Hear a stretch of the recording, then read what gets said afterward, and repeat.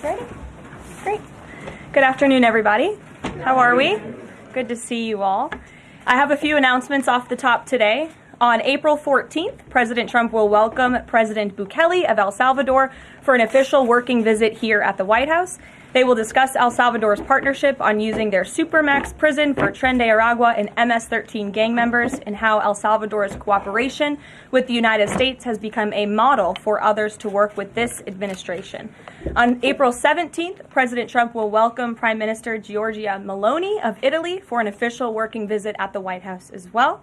The president's thoughts also remain with the families and communities experiencing devastating loss from the severe storms and flooding affected several states across the central U.S. President Trump approved emergency declarations for Arkansas, Kentucky, and Tennessee, allowing FEMA to provide federal assistance like equipment and resources to support state and local emergency response officials who are leading this response on the ground. Last night, the Supreme Court delivered a massive legal victory to the Trump administration and allowed us to continue removing foreign terrorist invaders under the Alien Enemies Act. This was a smackdown to a rogue left-wing, low-level district court judge who have relentlessly tried to stop President Trump from using his core constitutional powers as head of the executive branch and as commander-in-chief. The highest court in the land made it clear that the President of the United States has the power to protect our homeland and forcibly remove foreign terrorists who pose a grave threat to families and communities. Thank you to the Supreme Court for upholding the rule of law and protecting the Constitution. Our message to the monster Tren de Aragua and MS-13 terrorists still hiding illegally inside our country is clear. Deport yourself now, or you will be locked up and sent back to your home country. On another matter, the historic Liberation Day announcement last week by President Trump made it very clear that the era of American economic surrender is over. President Trump is no longer going to allow American workers and companies to be ripped off at the hands of foolish trade practices that shipped away millions of high-paying jobs and hollowed out communities across the country. It's America first, all the way. And despite fear-mongering by the media, the world is clearly responding to President Trump's approach. Just yesterday, President Trump held a bilateral meeting with Israeli Prime Minister Benjamin Netanyahu here at the White House. The Prime Minister pledged to immediately eliminate America's trade deficit with Israel and remove their trade barriers. Israel's proactive approach should serve as a model for the rest of the world. Also yesterday, the President spoke with Japan's Prime Minister, who wants to negotiate as well. The President also spoke to the acting President of South Korea this morning. He has tasked Secretary Bessent and U.S. Trade Representative Jameson Greer to lead these talks. In total, since the Liberation Day announcement, nearly 70 countries have already reached out to the President to begin a negotiation. Countries are falling over themselves to reform their unfair trade practices and free open their markets to our country. Why? Because these countries greatly respect President Trump in the sheer power of the American market. These countries realize they've gotten filthy rich over the past few decades by imposing substantial tariffs on American-made products and ridiculous non-monetary barriers to block out American industry. The jig is up. Past American presidents sat by and let this happen, but President Trump stood up for our country, and he is saying no more. The President's message has been simple and consistent from the beginning. To countries around the world, bring us your best offers, and he will listen. Deals will only be made if they benefit American workers and address our nation's crippling trade deficits. America does not need other countries as much as other countries need us, and President Trump knows this. He's going to use the leverage of our markets and our country to the advantage of the people he was sworn in to represent. On the other hand, countries like China, who have chosen to retaliate and try to double down on their mistreatment of American workers, are making a mistake. President Trump has a spine of steel, and he will not break, and America will not break under his leadership. He is guided by a firm belief that America must be able to produce essential goods for our own people and export them to the rest of the world. A strong America cannot be solely dependent on foreign countries for our food, medicines, and critical minerals. And America must always maintain a robust defense supply chain. Reprioritizing and strengthening our manufacturing industry are essential national and economic security issues of the utmost importance to President Trump. By focusing on supercharging the onshoring of American manufacturing, the president is already delivering on his promise to usher in an economic golden age for our country. Just look at Friday's jobs report, which smashed expectations for the second straight month. The American economy added 228,000 jobs, nearly 100,000 more jobs than economists predicted, and the fourth highest month for private payroll growth in the past 2 years. There was also a sharp increase in transportation, construction, and warehousing employment. And in just 11 weeks, President Trump has secured more than $1.5 trillion in private sector investment. This is $500 billion more than Joe Biden secured in his entire term. This record-breaking private sector investment will create roughly 350,000 American jobs and counting. If you add up all of the investment pledges from foreign governments, President Trump has secured an incredible $5 trillion in total investments already. In the months ahead, President Trump's pro-growth economic agenda will be fully realized. The largest deregulatory effort in American history is underway. Unnecessary, burdensome, costly red tape is being eliminated by this entire federal government every day, driving down costs and massively boosting small businesses. So far, President Trump's deregulation effort has already saved Americans more than $180 billion, equivalent to $2,100 per family of 4. The president's drill baby drill energy agenda, which he will discuss later this evening in the East Room, is capitalizing on the abundance of natural resources under our feet to generate more affordable electricity, cheap gas, and quality new jobs.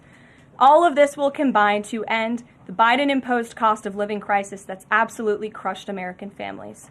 Under President Trump, the American energy industry will lead the globe over the next century, delivering lower prices and significantly strengthening our country's economic position.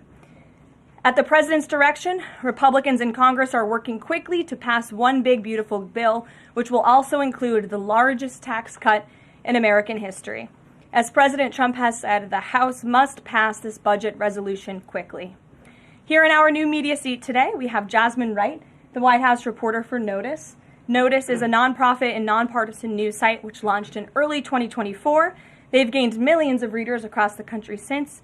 The newsroom's goal is both to inform readers and train the next generation of politics and policy journalists.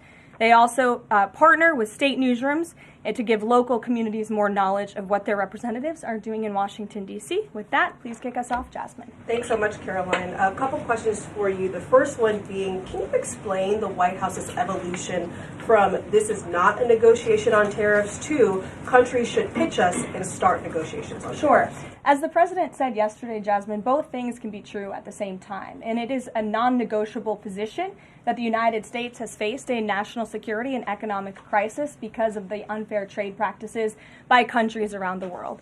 As for the president, I have maintained this position. The entire administration has always said that President Trump is willing to pick up the phone and talk.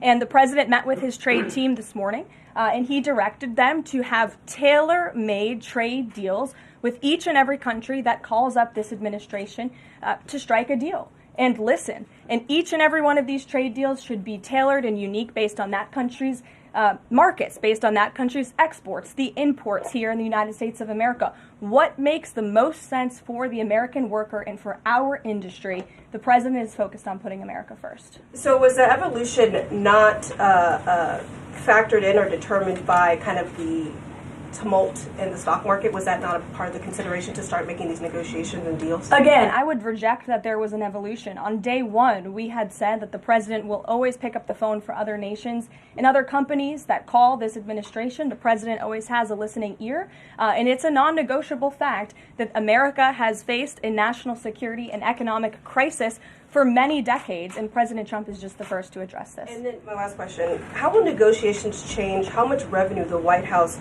is planning to make from the tariffs? Well, that has yet to be seen, but as the president said, the reciprocal tariffs, which will continue to go in effect as these deals are negotiated and ongoing, will generate trillions of dollars in revenue to the United States. And this is twofold. The president wants to onshore jobs here to the United States of America. He wants to boost our manufacturing industry.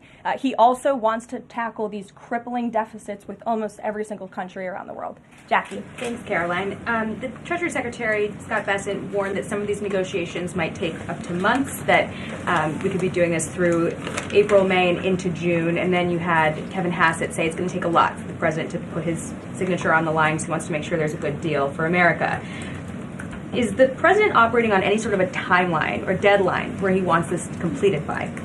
Well, we always move at Trump speed here at the White House, which is incredibly fast. I know you all know that from covering this White House day to day. The president likes to get things done, but he's very much focused on ensuring that these deals are good for the American worker, they are good for American manufacturing, and again, that they tackle these crippling deficits with these countries. All options are on the table for each country, but again, these are going to be tailor-made deals. They are not going to be off-the-rack deals, as the president has called it, and he has directed his entire trade team to be part of this effort. So that includes Secretary Besant and our National Economic Director, Kevin Hassett. It also includes Secretary Lutnick, Peter Navarro, the entire trade team, Jamison Greer, who was on the Hill today.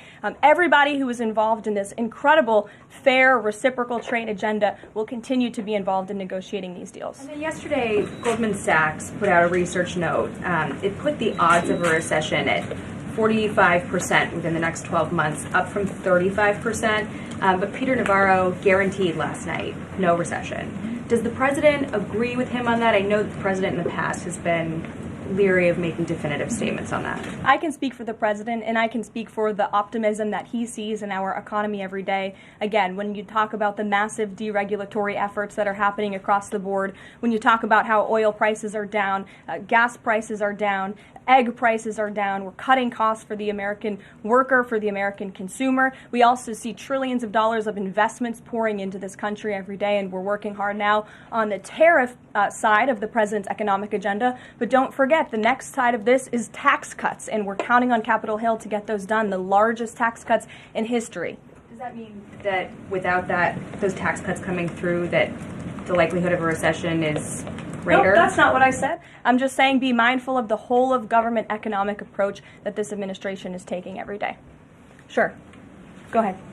Thank you, Caroline. You just said that one of the reasons these tariffs are going into effect is that some countries have been ripping off the United States, but some of the tariffs target countries like Madagascar, Bangladesh, with very high levels of poverty. So can you explain how the president wants to correct the deficit with those countries? Is there a plan, for example, to onshore the textile industry that these countries are known because, and, just like, can you be specific about those like low income? Sure. Well, first of all, the reciprocal tariff rates that were implemented by country were focused on the monetary tariff that those countries have imposed on the United States, but also the non-monetary tariff barriers and the regulations, if you will, that have been put into effect over the years, making it harder for America to export to these countries. These were very carefully crafted numbers. There was also a 10% baseline tariff across the board, as well, as you know. Moving forward, the president will talk to any country that picks up the phone to call, and I can tell you the phones have been ringing off the hook, wanting to talk to this administration, this president, and his trade team to try to strike a deal. And it's because the world knows that they need the United States of America. They need our markets. They need our consumer. The president has a lot of leverage on his side because he has the best economy and the best country in the world that he leads, and he knows that. And it's about dang time we finally have a president who uses that economic leverage to benefit American workers. And that's what the president is trying to do. Maggie. Caroline, thanks. Does the president endorse something that Howard Lutnick said on television this weekend, which was that the army of millions and millions of human beings screwing in little screws to make iPhones, that kind of thing is going to be moving to the U.S.? Is that how the president envisions manufacturing shifting? And if so, how long would that take, roughly? The president wants to increase manufacturing jobs here in the United States of America, but he's also looking at advanced technologies. He's also looking at AI and emerging fields that are growing around the world that the United States needs to be a leader in as well. So there's an array of diverse jobs, more traditional manufacturing jobs, as you discussed, but also jobs in advanced technologies. The president is looking at all of those. He wants them to come back home. But iPhones specifically, is that something that he thinks is the kind of technology that can move to the U.S.? Absolutely. He believes we have the labor, we have the workforce, we have the resources to do it. And as you know, Apple has invested $500 billion here in the United States. So if Apple didn't think the United States could do it, they probably wouldn't have put up that big chunk of change. Elena. Hi, Caroline. It's clear the president has gotten the world's attention with these tariffs. Is he considering at all potentially holding off on imposing some of them before the deadline, or maybe later reversing them because he's having these negotiations and having these good talks with other leaders? The president was asked and answered this yesterday. He said he's not considering an extension or a delay. I spoke to him before this briefing. That was not his mindset.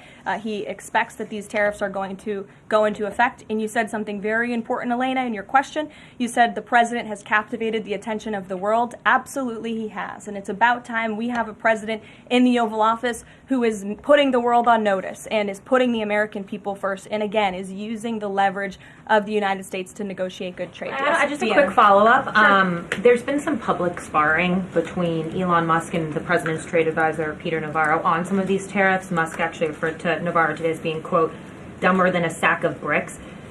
Are you at all, or is the administration, the president, all concerned that this is maybe impacting the public's understanding of these tariffs? It might be messing with the message on it? No, look, these are obviously two individuals who have very different views on trade and on tariffs. Boys will be boys, and we will let their public sparring continue. And you guys should all be very grateful that we have the most transparent administration in history. And I think it also speaks to the president's willingness to hear from all sides, that he has people at the highest levels of this government in this White House who have very diverse opinions on very diverse issues, but the president takes all opinions in mind, and then he makes the best decision based on the best interests of the American public. Deanna. Thanks, Caroline. On Truth Social today, Trump was talking about one-stop shopping talks with foreign leaders, bringing leaders to the U.S., to Washington, and talking to them about tariffs, but also other topics. So is that part of his strategy to bring the leaders to Washington and trying to get deals, outside of tariffs on foreign policy issues as well?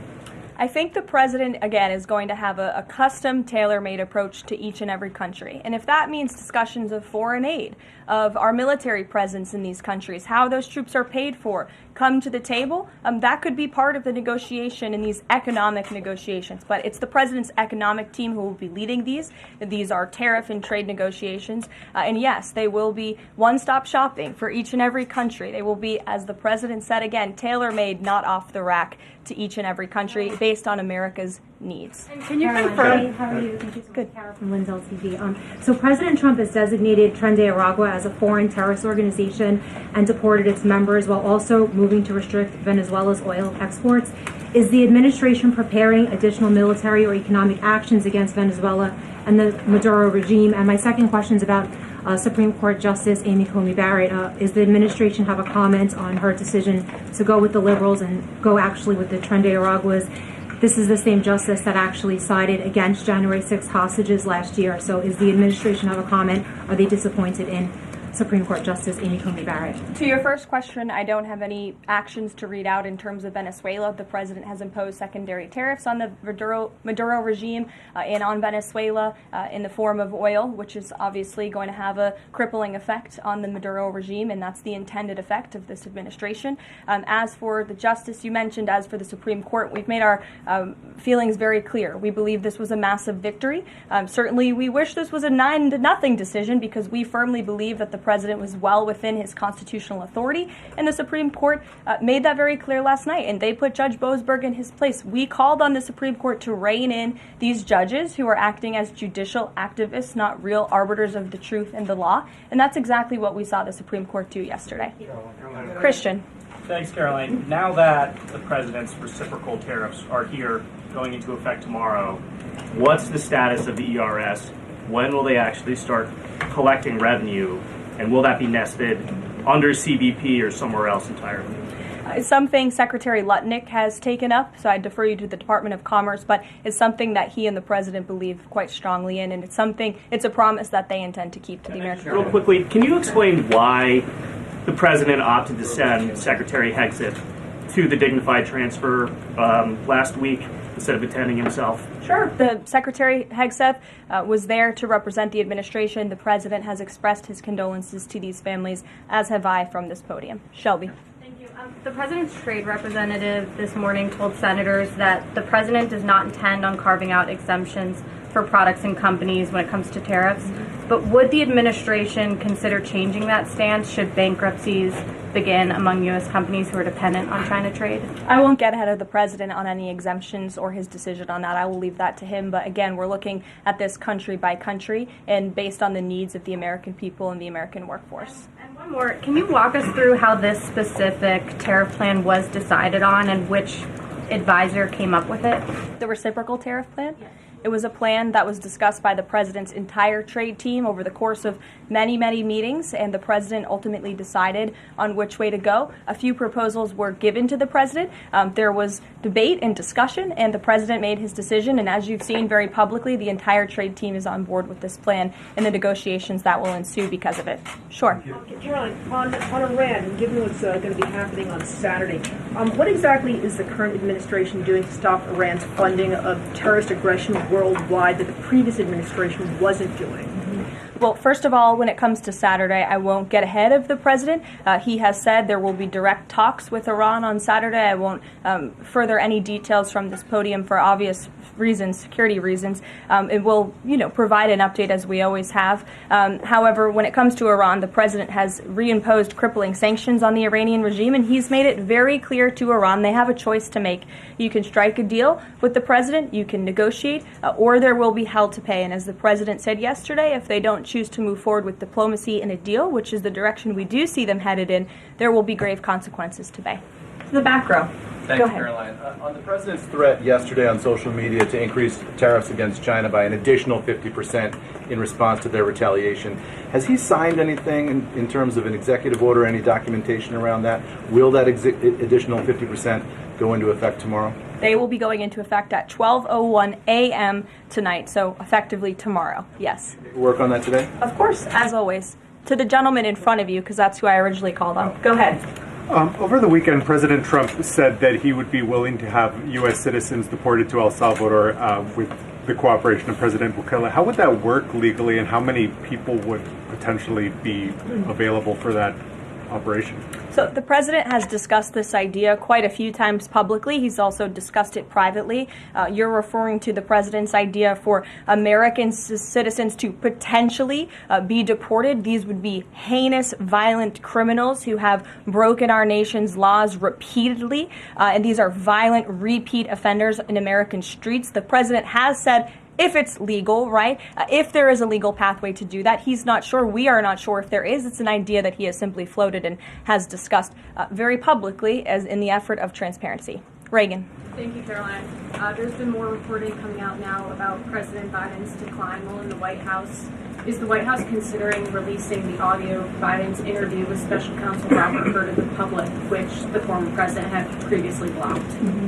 I don't have an update on that, but I can certainly check. I think the American people would be quite interested to hear that tape, but I'll double check on the release of it. Thank you. Michael. Thank you, Caroline. On Saturday, during meetings with Iran, President Trump says high-level officials will be meeting directly with Iranian officials. We're hearing some pushback from Iran now saying those talks will be indirect. Can you clarify? They will be direct talks on Saturday, and I won't get ahead of the president on any further details. Jennifer. Yeah, two things. On the Israel tariffs, can you give us an update on the discussion on relaxing those tariffs? And then I had another question about the Doge team after that. That discussion is ongoing. I don't have any definitive details to iron out for you here. And then the president on Thursday told us that there was an incredible discovery that the Doge team had made. He called it horrible and incredible. Can you reveal that yet? Give us details on what it was about? There has been a discovery. I hate to leave you hanging on a cliff, but I don't want to get ahead of the president on that. But I can confirm there has been a discovery. It's just not quite yet ready for release. Sure. Go ahead. Caroline, thank you. I was calling on the young lady behind you, but I'll come to you after, Ed. All right. Not discriminating here. The president is meeting today with House Republicans. Can you say who is in that meeting and his message to Republicans that are skeptical of the Senate-passed budget framework? Sure. The president will be meeting with Republican lawmakers today here at the White House to talk to them about the framework that the Senate passed. The president was very quick to put out a statement about his support for the reconciliation package that the Senate passed, and he is counting on House Republicans to pass it.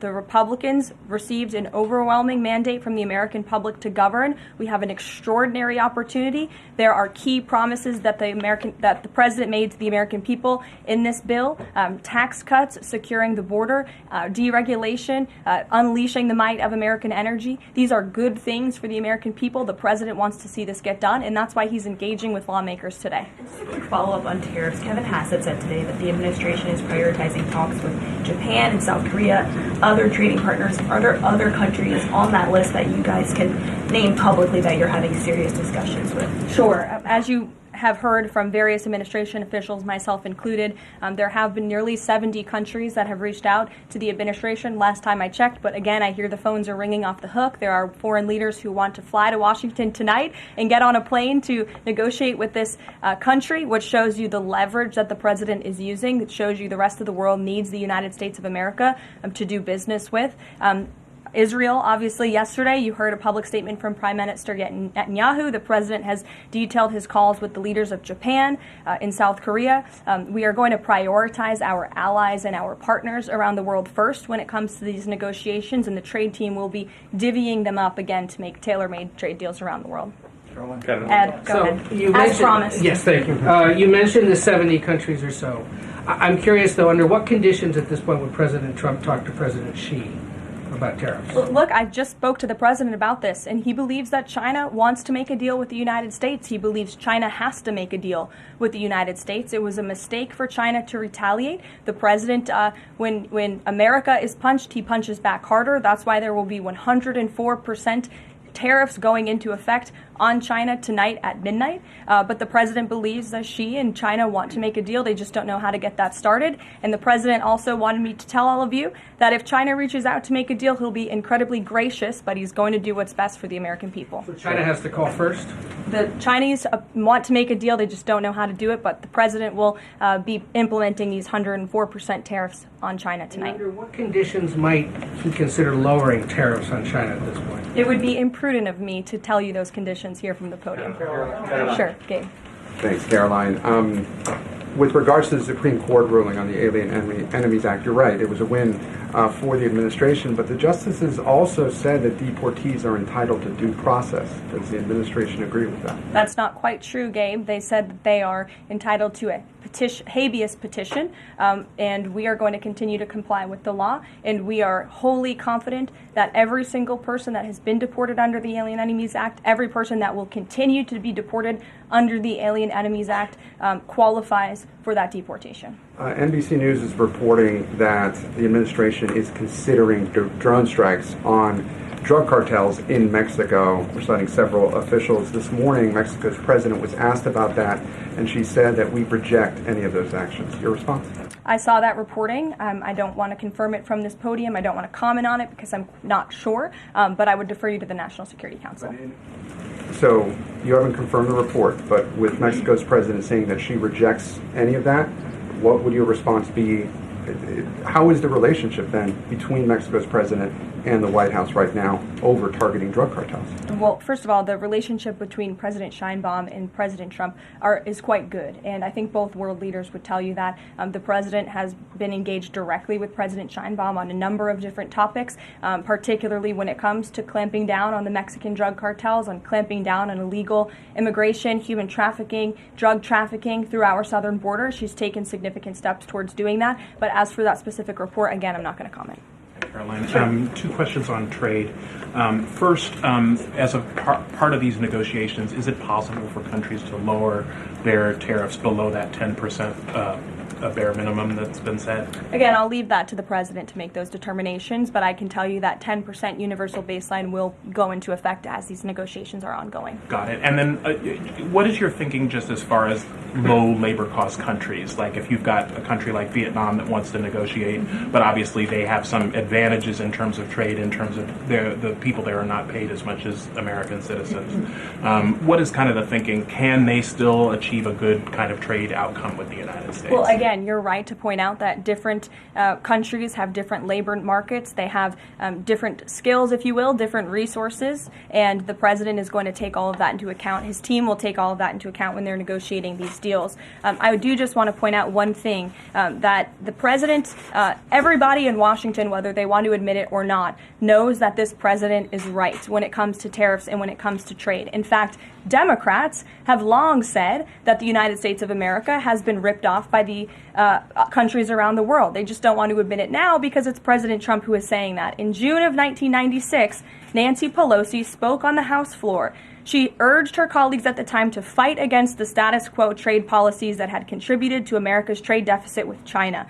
In fact, Nancy Pelosi said, "How far does China have to go? How much more repression? How big a trade deficit? How many jobs have to be lost for the American workers? How much dangerous proliferation has to exist before members of this House of Representatives will say, 'I will not endorse the status quo'?" Those are the words of Nancy Pelosi in 1996. Well, President Trump is finally answering her call 27 years later. Nancy Pelosi can thank President Trump today for the 104% retaliatory tariff that will be going into effect on China. In 2007, Chuck Schumer spoke of our nation's crippling trade deficit, saying these are the kinds of records the American people don't want us to be breaking. The administration needs to move beyond words, take action now to reverse a trend that threatens our prospects for future economic growth. And Chuck Schumer said that in 2007. Finally, in 2025, President Trump is taking action. Recently defeated Democrat Sherrod Brown said on deficits in 2012 that our deficit then at China had reached an all-time high, and it was on pace to recede last year's record. The trade deficit had cost American workers millions of jobs at the time. These are the words of Democrats years ago. It is about time America finally has a president who is taking action to restore those millions of jobs back to the United States of America, to boost our manufacturing industry. He's doing what's right for the American people. It will take a lot of labor. It will take a lot of effort. That's exactly what the American people elected this president to do. He will be talking about our energy agenda at 3 o'clock today over in the East Room, as you all know. He will be signing a bill to unleash the might of our beautiful, clean coal industry in this country, which is a reliable energy source also for AI. There's a great story in Bloomberg today, actually, about the executive order that will be signed later. So we'll see you all there. I'll let the president speak more. We'll see you later. Thanks, guys. Thank you.